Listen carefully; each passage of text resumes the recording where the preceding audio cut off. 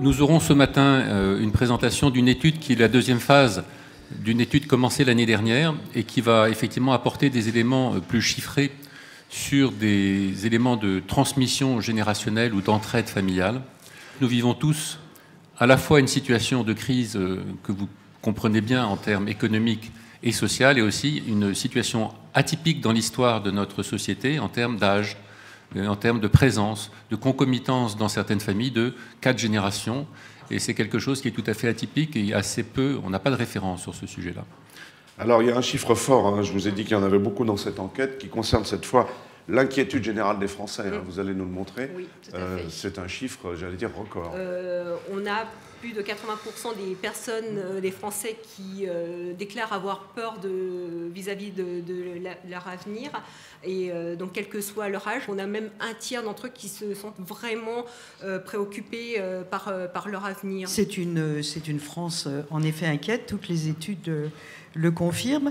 Et il y a de multiples facteurs dans cette inquiétude, mais il y en a un qui me semble très important dans le contexte qui nous réunit ici, qui est l'inquiétude pour les jeunes, pour la génération à venir. Il y a une inquiétude aussi des actifs, des salariés, pour leur avenir, certes, mais une forte inquiétude pour les jeunes et un certain basculement par rapport aux générations précédentes, en tout cas à la précédente, pour laquelle il semblait évident que les enfants vivraient mieux. Et dans ce contexte, donc, et ça c'est la deuxième thématique de l'enquête, l'entraide financière, l'argent, la question de l'argent revient en force.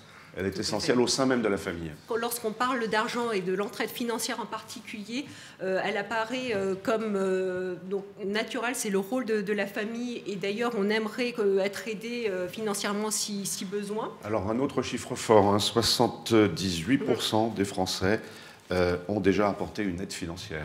Tout à fait.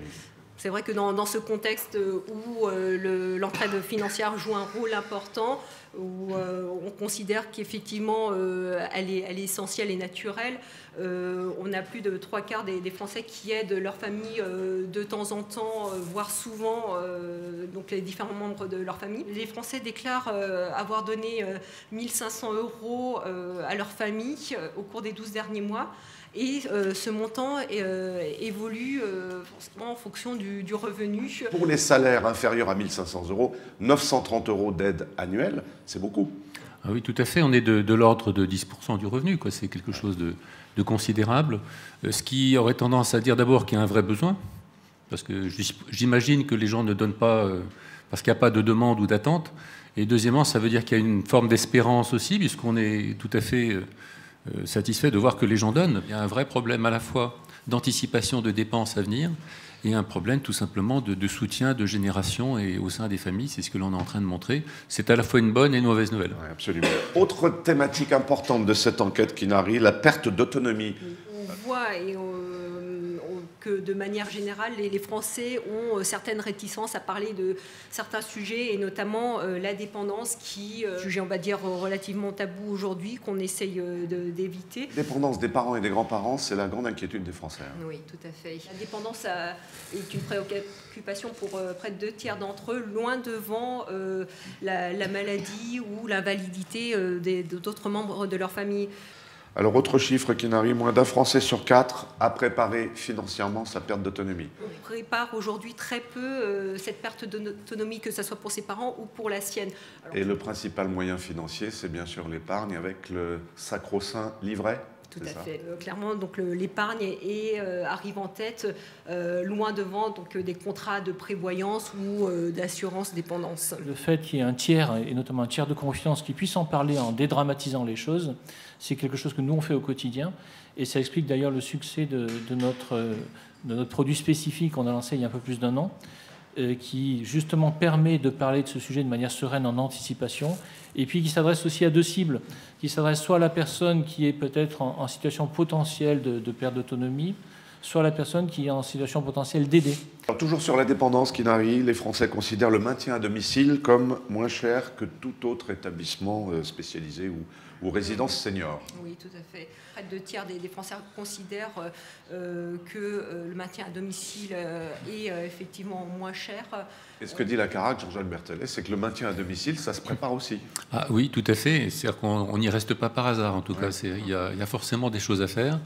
Nous avons une démarche à la CARAC qui s'appelle pour travailler sur le bien vieillir, dont effectivement le maintien à domicile fait partie, pour autant que cela puisse être possible. Donc il y a tout un environnement à préparer, encore une fois des précautions de caractère financier, mais aussi effectivement un mécanisme d'aide. Il y a toute une organisation à faire et on constate, et vous le savez bien, que le maintien à domicile maintient les gens plus longtemps en bon état, permet effectivement aux personnes de vivre dans un environnement familial et social plus intéressant.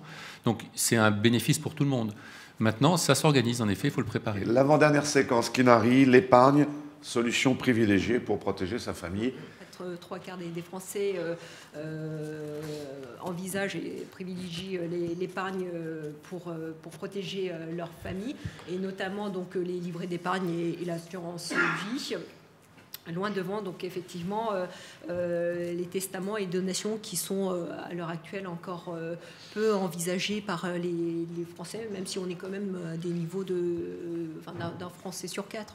Même. On comprend bien qu'il y a des gens qui ont des réticences à se dépouiller ou en tout cas à distribuer beaucoup. C'est pour ça que la formule d'assurance, l'assurance épargne, est aussi intéressante parce qu'elle permet de faire les deux. Donc effectivement, accumuler un capital ou faire de l'épargne sur sa tête avec le bénéfice pour quelqu'un derrière, ou aider des jeunes à faire de l'épargne, ce qui apparaît aussi dans la durée, vous dites que c'est plus on est âgé, mieux ça se voit, c'est à la fois parce qu'il y a des questions de revenus effectivement plus importants, mais aussi parce qu'il y a un phénomène de capitalisation. Quand on commence tôt et jeune à épargner même faiblement, il y a un mécanisme de capi qui joue qui fait qu'à 10 ans, 20 ans ou 30 ans après, on a accumulé un vrai capital. On voit que près de la moitié d'entre eux utilisent l'épargne essentiellement donc, pour financer les études ou le permis de conduire de leurs enfants. Et également, donc c'est également corrélé par rapport au niveau de revenus. Plus on est aisé, plus effectivement on se focalise donc, sur les études supérieures à la fois de leurs enfants et également pour le premier achat immobilier de leurs enfants. Donc on est vraiment encore là dans cette entraide familiale directe et descendante. Au niveau de la CARAC, on a effectivement un produit qui est dédié aux enfants, qui marche très très bien. Soit les grands-parents qui aident leurs petits-enfants, parce que c'est aussi ça, aider ses enfants, c'est aussi aider ses petits-enfants. Et les études, ce sont des sujets majeurs de préoccupation de nos adhérents et d'entraide familiale aussi à la CARAC. Le fait d'avoir été bénéficiaire, il y a des facteurs psychologiques qui sont très importants, on le sait en économie en général et dans les familles aussi.